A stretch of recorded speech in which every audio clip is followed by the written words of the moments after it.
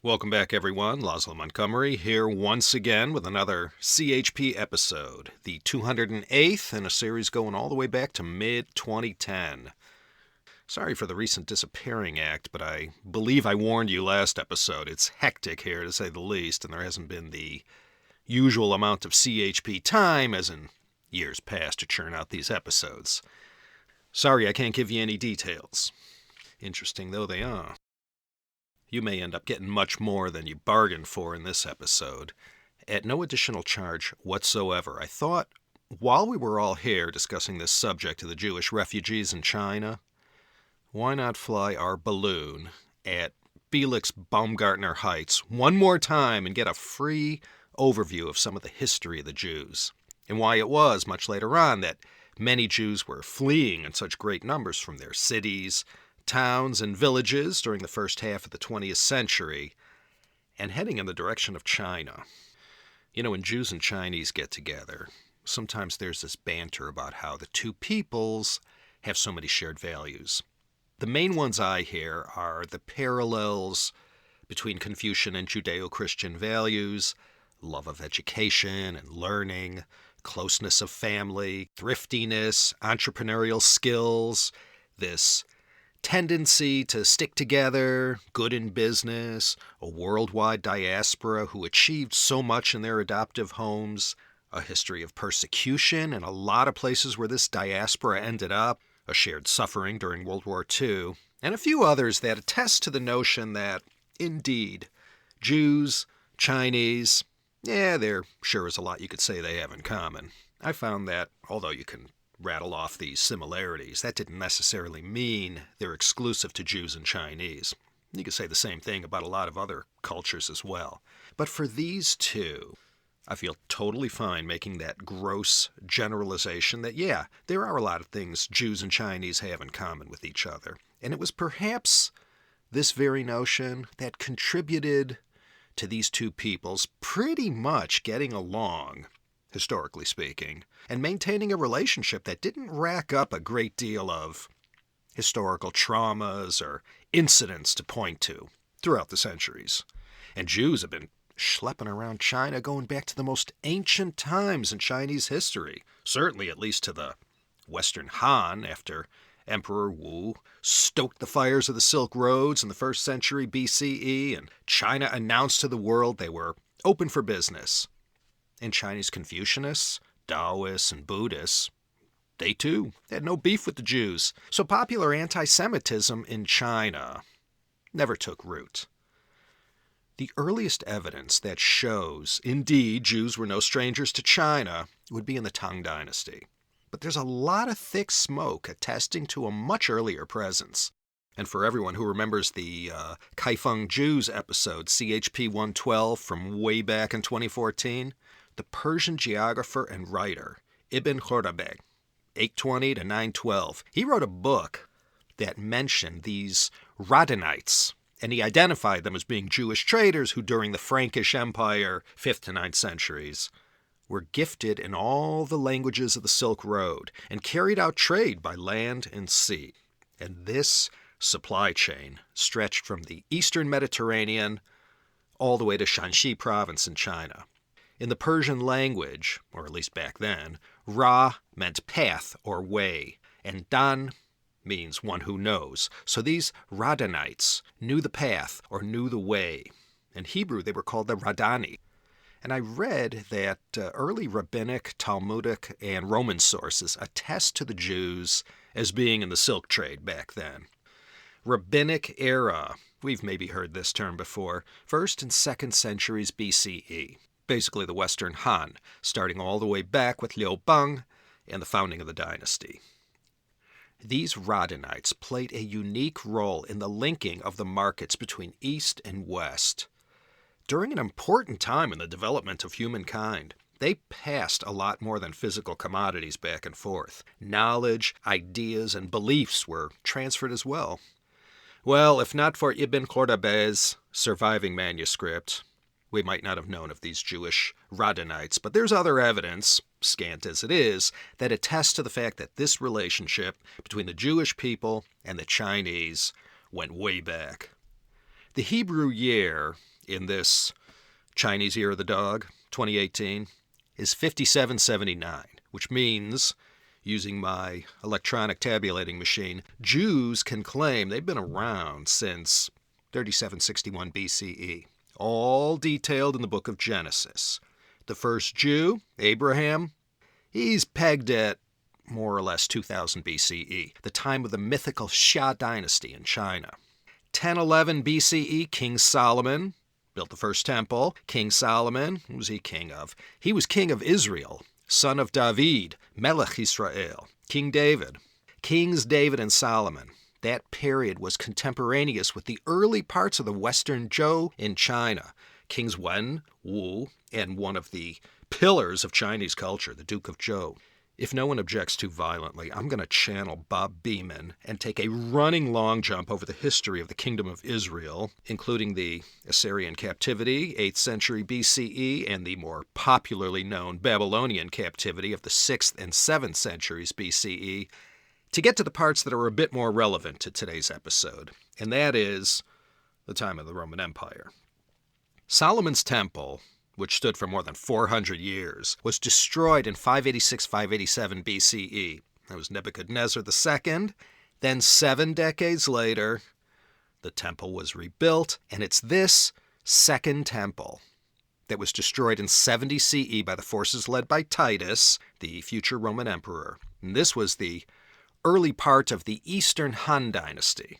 The Arch of Titus in Rome, it commemorates this event. The Western Wall in Jerusalem is part of this second temple, destroyed in 70 CE. That's all that remains. These are all early stepping stones that led in the direction of the events of the 20th century that we'll get to. Now, where am I going with this? After this period where the Jews and Romans fought these wars and Judea was conquered, the Jews dispersed. And this diaspora, because of the way the Roman Empire ended up and the much later rise of Islam and the development of Europe and Roman Catholicism during the Middle Ages, the Jews spread out into 2 main geographic regions that developed as a result of this disastrous defeat in 70 CE and all the persecution and destruction that followed. Some didn't venture as far as others and remained in the geographic area we know today as the Middle East. Many also escaped westward to North Africa and across the strait into southern Spain. Now, these were all the Sephardic Jews. Now, since World War II, it's more common to call the Middle Eastern Jews Mizrahi Jews to differentiate them from those who went to Spain. Prior to World War II and the creation of the State of Israel, the Mizrahi Jews all sort of got lumped together with the Spanish and North African Sephardic Jews. All those who left their ancestral home and headed in a northerly direction towards Central and Northern Europe, European Russia, those are the Ashkenazi Jews. Ashkenaz was the great-grandson of Noah. These Jews fled to the north of Europe, following the Rhine River into Germany and France, and then they spread out from there. For our story, especially when we get to the Shanghai part of it, and this is pretty important, the Sephardim, or Sephardic Jewish community in China, they had a much different China story than their Ashkenazi cousins.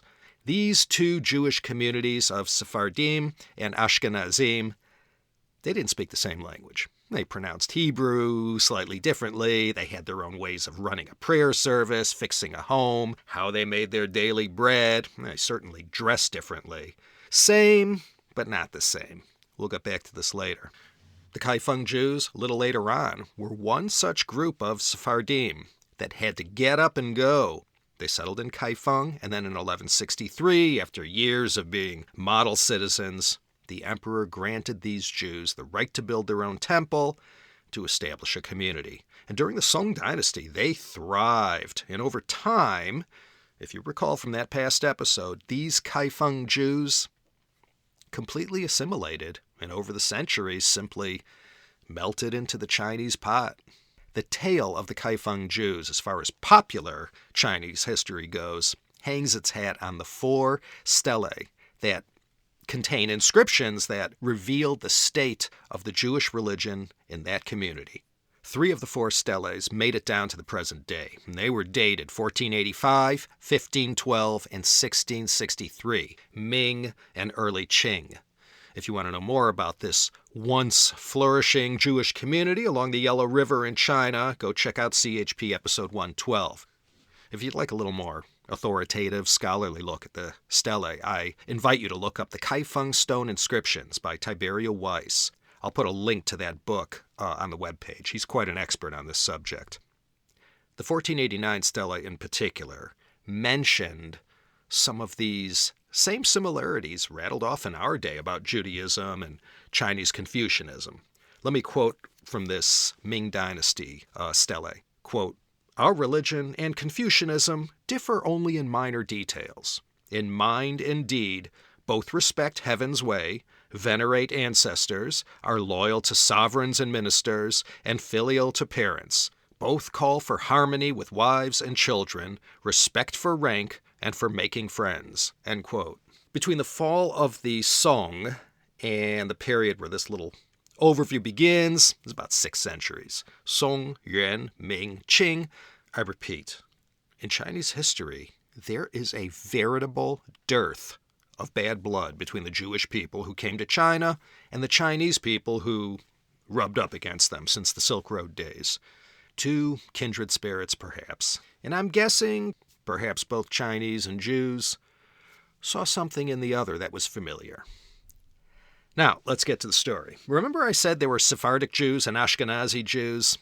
The Sephardic Jews came to China in great numbers first. As I said, many of these Sephardim came from the Middle East, mostly Iraq, which was then still part of the Ottoman Empire. Now, why did they come? Well, the same reason everybody else did. The Opium Wars yielded the treaties of Nanjing, 1842, Tianjin, 1858, and the Convention of Peking, 1860. The grand dream thought up by the earliest European traders who came to China, unfettered access to the China heartland. They were one step closer. A bunch of ports up and down the China coast opened for trade. Merchants from all over the world beat a path to all these treaty ports. And like I said, Jewish traders among them. When you walk around Shanghai today, along the Bund, Nanjing Road, a lot of those buildings you see around you were built or financed by these Sephardic Jews, these early arrivals who were already waiting in the queue when the ports were opened. They had a head start on everyone else. Most of them had already well-established trading operations in India, dealing in cotton and opium. They built Sassoon House, the Metropole Hotel, Grosvenor House, the Embankment Building, Hamilton House, and of course, Cathay Mansions. All Shanghai landmarks from this early era. At one time, fully 1/3 of the members of the Shanghai Stock Exchange were these Sephardim. And the 3 most famous, their names are found in every single history of the Jews in China. These 3 families were the Sassoons, the Kadoris, and the Harduns. They were not the first Jews to show up at these treaty ports, but they were the first ones to make a name for themselves and leave a few monuments to their legacy behind. So you'll be hearing their names throughout this series. These Iraqi Jews who came to Shanghai in the late 1840s by way of India, they quickly figured out the lay of the land in Shanghai. And these Iraqi Jewish merchants were culturally quite different from the Western establishment, but their business acumen, their money, financing power, combined economic influence, and philanthropy allowed them to mingle in Shanghai high society and to be one of the beautiful people. Of the Sephardim and the Ashkenazim, the former came to China in the 1840s looking to create wealth and build business empires. The latter came in the early 20th century, running for their lives. Elias David Sassoon was the first to arrive in 1844. He was in his early 20s. He came from the Sassoon office in Bombay, Mumbai. He built the foundation of the Sassoon fortune in China and helped get the place established. Other Sassoons followed. In time, they became known as the Rothschilds of the East. I have them reserved for their own CHP episode one day, so I don't want to start wandering down that path now. They were, as I said, with the Kadoris and Harduns, the most preeminent Jewish family in China. More on the Kadoris and others as our story progresses. The first Sephardic synagogue was built in 1887, Beth El. It's not there anymore. A replacement for Beth El was opened in 1920, and this was Ohel Rachel. This Shanghai-based Iraqi or Baghdadi community, as they came to be known, did well for themselves, and they cultivated this earliest Jewish community in China to take hold in modern times. And as we'll see, it'll fall on these Baghdadi Jews later on to come to the rescue of the refugees who will flee by the thousands from Russia, Germany, and from all over Central and Eastern Europe. At its peak, I don't think the Baghdadi Jewish community in China numbered more than 1,000 or 1,500 tops. I also read it never topped 700. And not all of them are rich either. And most worked for the Sassoons or the Harduns and Kadoris or for any other number of trading houses or as security guards and rent collectors for the vast property holdings of these tycoons. These Iraqi Jews spoke a kind of Judeo-Arabic language. And of course English, the language of business. Judeo-Arabic on a simple level was essentially Arabic with plenty of Hebrew and bits of Aramaic mixed in, and varies from region to region. In southern Spain, they spoke a language known as Ladino, Ladino, sometimes referred to as Judeo-Spanish. Later on, when the Ashkenazi Jews start arriving, you'll see there's a bit of a language barrier. They spoke Yiddish, German, Russian, Polish, Czech, and Hungarian. These Sephardim were the high-class Jews. And being high-class and all, they didn't mingle too terribly much with the average Russian and European Jews who came after them. This Baghdadi community was well known for their philanthropy and spreading their wealth around. And not just to their fellow Jews, to the local Chinese community as well. I suppose if you had to pinpoint a certain time in history where European Jews first started considering other options, that would have been in Russia during the time of Catherine the Great. She had a similar affection for the Jews that the next anti-Semite had, only more so. When she was growing up, there were already Jews living in Russia. But after the partitions of Poland, 1772, 1793, and 1795, when Russia acquired these vast lands at Poland's expense, Catherine the Great was horrified to learn a lot of Jews came with the deal. And whereas before there weren't that many, after the second partition, when Poland and Lithuania were taken over, these lands contained over 5 million Jews. And Catherine the Great, who wasn't a big fan of the Jewish people, I guess you could say, she counted among her subjects 40% of the global Jewish population. There was one place set up within the Russian Empire where Jews could live. Not necessarily in peace, but they were restricted to this one area. And this was called the Pale of Settlement. A pale, P-A-L-E, is an archaic English term. It means a stake or an area enclosed by a fence or legal boundary. Jews were allowed to live inside this pale with a bunch of restrictions, and they weren't allowed to go beyond the pale. You heard that term before. If something went way outside the bounds of accepted behavior, it went beyond the pale. This term went back to the Middle Ages in Ireland. There was an area under English control, a district within an imposed boundary. Anyway, if you went beyond the pale, you went outside the restricted area and were, considered uncivilized. The Pale of Settlement. This is where the Jews had to live. Today, this vast area covers parts of Belarus, Lithuania, Moldova, Poland, and Ukraine. Russia slowly took this area over starting in the mid-17th century. Everything in the late 18th century that was wrong with the Russian Empire, these Jews living in the Pale of Settlement were always the go-to scapegoats for any occasion. As bad as it was for these Eastern European Jews, it was going to get a whole lot worse as the countdown to World War I and the October Revolution began. Jews tended to organize themselves in these little villages spread out all over the Pale. These villages, or shtetls, were where the Jews laid low, lived their lives, and always had an eye open for signs of trouble. In Yiddish, shtetl means a little town. Many of my older listeners might remember the play and later the movie, Fiddler on the Roof. Old Tevye, the milkman, he and his family lived in one such shtetl. You remember what happened to Tevye? He got chased off his land. This was that time. To add to the misery of the pogroms of the early 1880s, the May Laws of 1882 were instituted that essentially banned Jews from inhabiting certain rural areas and limited the kinds of professions they can get into. Anyway, the Pale was ended March 20th, 1917 by government decree. The Pale may have ended, but the anti-Semitism and the occasional pogroms remained. Pogroms were anti-Semitic campaigns sanctioned by the Tsar's government and enforced by the Cossacks, the Tsar's elite corps of horsemen and military officers. It wasn't a good time for Jews under Catherine the Great, but by the time of Nicholas I, 1821 to 1855, no Jewish boy of bar mitzvah age was safe from the threat of military conscription. In Jewish history, Tsar Nicholas I is sometimes referred to as Haman II.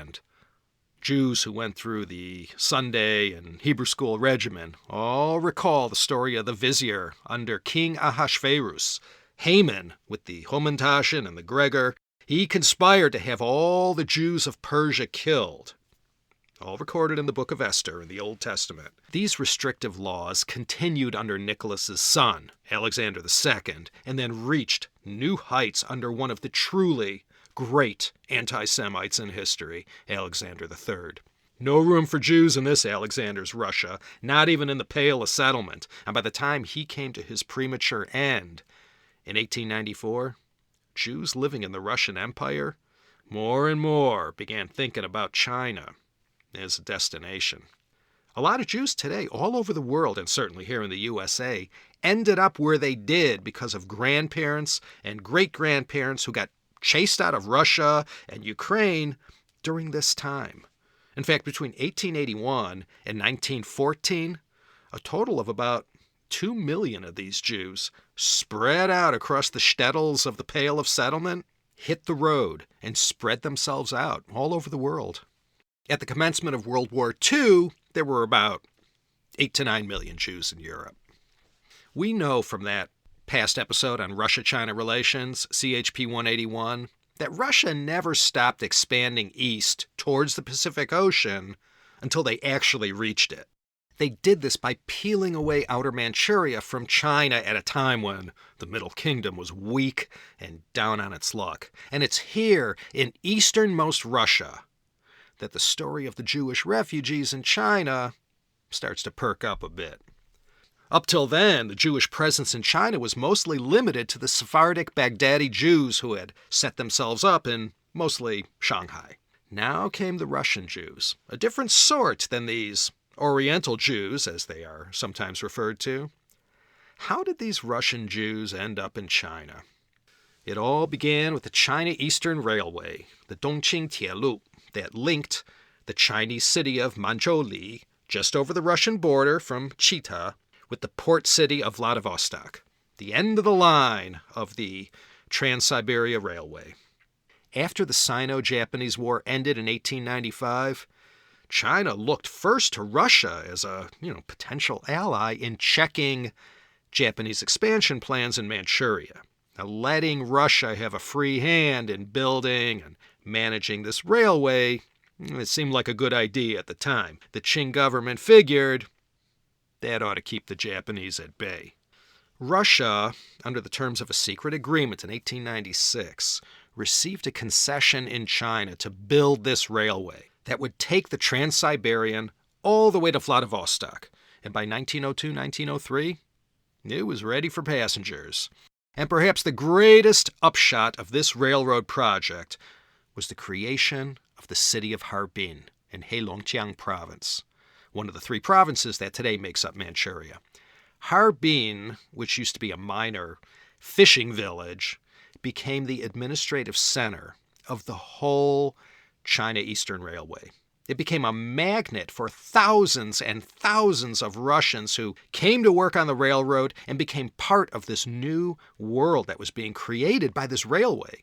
The Russian Tsar offered all kinds of incentives for people to go east and create a new life there and become part of Russia's new Pacific Empire that now stretched from St. Petersburg all the way to Vladivostok. A lot of Russians came, including Jews. They came. A few families at first, inevitably followed by others. By the time of the completion of the China Eastern Railway in 1903, there were 500 Jews already in Harbin. And as they did, wherever they went, these Jewish settlers began building businesses and creating companies that provided essential services to the other inhabitants of the area. If you look on a map, easternmost Russia is about as far as you could possibly get from the government-sponsored pogroms happening in European Russia. This far to the east, Russian Jews knew they'd be less likely to feel the pain inflicted by Cossacks and a populace that trended anti-Semitic. In 1905, 1907, more pogroms were launched that led to even further migration to this part of Russia, so that by 1908, there were about 8,000 Jews among all the Russians who came to this part of Manchuria that held so much promise. With such a Russian presence, growing like it was, the Japanese military, flush with confidence at the whooping they gave China in the Sino-Japanese War, they began to be wary of all this Russian expansion into a part of China that they already had their eye on. And this buildup of Russian influence in Manchuria, especially in and around Harbin, was growing at a very fast clip. This part of Manchuria, including Dalian and Port Arthur, it was going nowhere but up. But not for Russia. 1904, Japan attacked the Russian Eastern Fleet in Port Arthur, today known as Liushunkou, and we all know what happened. The new kid in town, the Empire of Japan, just put away the Chinese Empire in 1895, and now this great Western power, the Empire of Russia, defeated. Suddenly, in this northeast part of China, the whole dynamic changed, with Japan appearing so invincible and so quickly. The Russo-Japanese War, this is where the Jews came pouring into Harbin. That was Russia's command center for this war. And these Jews didn't come as refugees. They were serving in the army. This was not some small-scale limited conflict. Over 1.25 million troops on each side fought. 175,000 Russian soldiers were killed, wounded, or taken prisoner by the Japanese. Losses on the Japanese side were even higher. Filling the ranks of the Russian army involved a lot of conscription. And in this age-old process going back to time immemorial, it was always the least privileged who received the highest priority. And Jews, who met the basic criteria to be sacrificed on the front lines, were among these unfortunates. They came by the tens of thousands to go fight in the Russo-Japanese War. And when it was all over and the ink was dry on the Treaty of Portsmouth and Theodore Roosevelt had his Nobel Peace Prize for his efforts in mediating between Russia and Japan, many of these Jewish soldiers who fought in the war stayed put, and to the city of Harbin they went. The Russian military wasn't funding the repatriation or demobilization of troops, so that was another reason a lot of Russians, including Jews, headed to Harbin instead. As for the Ashkenazi Jewish experience in China, it began in Harbin. It might have begun with S.I. Bertzel, the first Jew to arrive in Harbin in 1899. The first recorded minyan was held at the home of one I.L. Bach the following year. The first rabbi was Schneur Zalman Gashkel. That was in 1902, the year construction began on the first shul. By then, Jewish businesses were popping up like mushrooms everywhere, and the budding Jewish community that had been spawned by the construction of the China Eastern and South Manchurian railways, and then the Russo-Japanese War, continued to expand. And before long, Harbin was a thriving community, complete with its own little Moscow. At its peak, 1 out of every 3 Russians walking the streets of Harbin were Jewish. these Jews weren't high and mighty like the Sassoons or Kadoris. They were everyday Jews. A lot weren't terribly religious, but they had skedaddled from some part of Russia or the Pale and came to this strange new land, got settled, relied on the safety net of their own kind who came before them, formed a community, built a temple that also served as the center of the community, and they hustled every day of the week except on Shabbos if they were so inclined, and they built businesses of all kinds. Well, that story rhymes well with the experience of the Chinese immigrants who came to America. In Harbin, on Tongjiang Street in the Daoli district, you can still see the main synagogue that was completed in January 1909. A new synagogue was also built later called the New Synagogue to differentiate it from the old synagogue. In 1913, a census of Harbin counted 34,313 Russians in first place, 23,537 Chinese, 5,032 Jews, 2,556 Poles, and only 696 Japanese. But that will change. Then with the onset of World War I and then the October Revolution, 1917, that brought a third wave of Jews to Harbin, and this really beefed up the numbers. By the 1930s, on the eve of Joiba, the Mukden incident, there were something like 30,000 Jews who called Harbin home. Around the time of World War I, the community mobilized to create the Harbin Far East Jewish Relief Committee, who came to the aid of those fleeing the pogroms and also to support former Russian Jewish soldiers. The history of Harbin during this early time was filled with every kind of Jewish culture and Yiddishkeit you could imagine. Food, entertainment, theater, art, journalism, libraries, and all kinds of social clubs. There were something like 20 or 30 newspapers, magazines, and journals during this period. Fortunately, a lot of individual stories have been transmitted down to our time from this period. If you Google Harbin Jews or search on YouTube, you'll see there's no shortage of personal stories to go groove on. There's a lot of material that made it to our time. And as in Shanghai, over the years, community leaders would emerge in Harbin. Names like Bonner, Kroll, Mendelovich, Kabalkin, Skidelsky, and Samsonovich. But the name that is perhaps most prominent in the history of the Harbin Jewish community is Abraham Kaufman. He lived 1885 to 1971. He came from Chernigov in Russia, now part of Ukraine. He was the grandson of one of the most revered names in the Jewish Chabad movement, Rebbe Zalman Schneerson. Abraham Kaufman came to Harbin in 1912, and in time became the head of the Jewish community there until the end of World War II. After the war, he ended up getting arrested by the Soviets and got put in a gulag for 11 years. But happy ending, he ended up in Israel in 1961, where he lived out his last 10 years. But in the city of Harbin, he was the leader who the Jews deferred to. Abraham Kaufman was also the leader in the Harbin Zionist movement. Now, I don't want to get into the subject of Zionism. One man's Yom Ha'atzmaut is another man's Yom HaNakba. However, just for the purposes of this episode, many of the Jews who ended up in Harbin during the first half of the 20th century, many were supporters of the Zionist movement that essentially called for the reestablishment of a Jewish homeland in what was called historic Israel. And anyone familiar with that history knows that land was, at that time, while all this was happening in Manchuria, was called Palestine, and mostly populated by Arabs.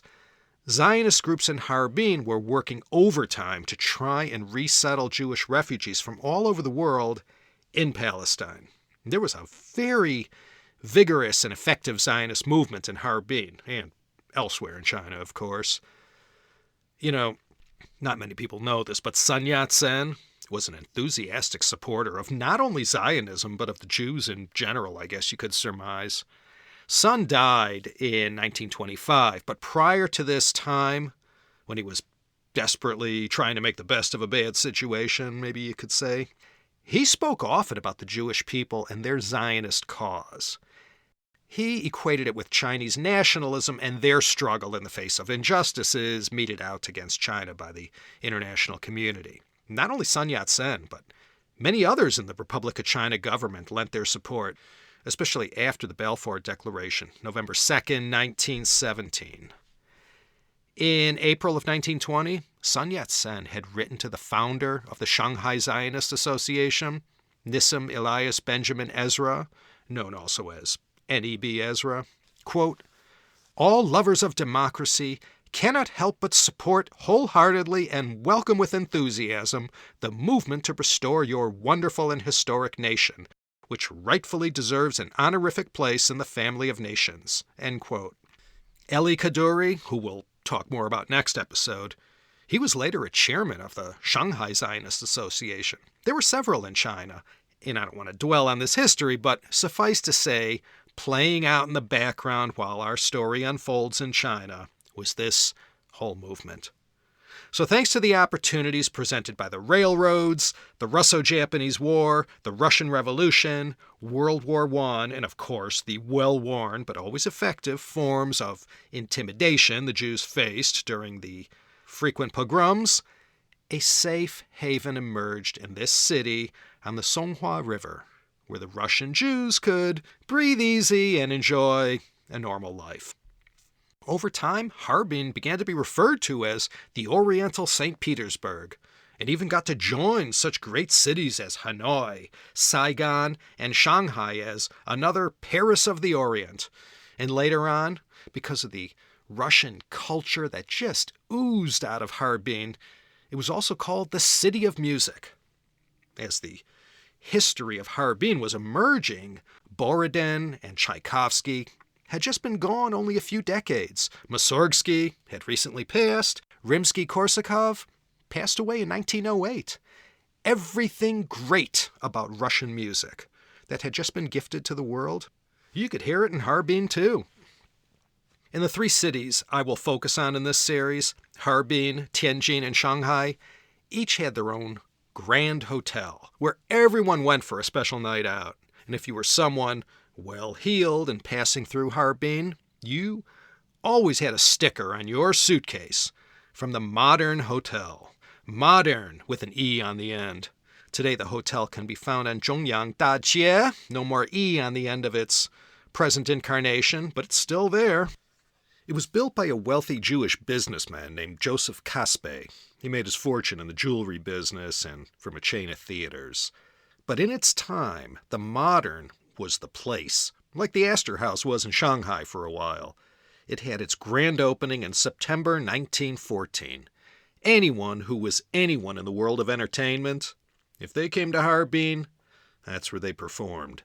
It was Harbin's palace for the privileged classes of Russians and Chinese. And every affair in the Harbin Jewish community that called for wall-to-wall chopped liver, it was held at the Modern. This Harbin Jewish community, these Harbinsi, reached its peak in 1930. Soon after that, this perfect little world the Jews had created for themselves in Harbin took a huge hit when the Japanese made their move on 9/18/31 and more outwardly carried out their takeover of Manchuria. The Jews who called Harbin their home began to have other ideas after the Japanese moved in and tried to establish control over this most key city in Manchuria. This led to one of the most memorable incidents from that time that directly led to a mass exodus of Jews from Harbin. This was the kidnap and murder of Joseph Kaspe's talented 24-year-old pianist son, Simeon. This was the Getty kidnapping of its day. They kidnapped him, demanded ransom from the father. Poor Joseph Kaspe worked with the French consulate for 95 days to handle the negotiations. The kidnappers later cut off Simeon Kaspe's ears and sent them to Joseph, and kept demanding their chips. And when it was all over, Simeon Kaspe was murdered after a few rounds of torture at the hands of his kidnappers. This was in 1933. That was pretty much it. The Japanese who investigated the case sort of looked the other way, and the message was clear. Nothing was going to come of this. Ever since they rolled into town and muscled in on all the action, the Japanese were more interested in working with the White Russians of Harbin to maintain order and keep the communists at bay.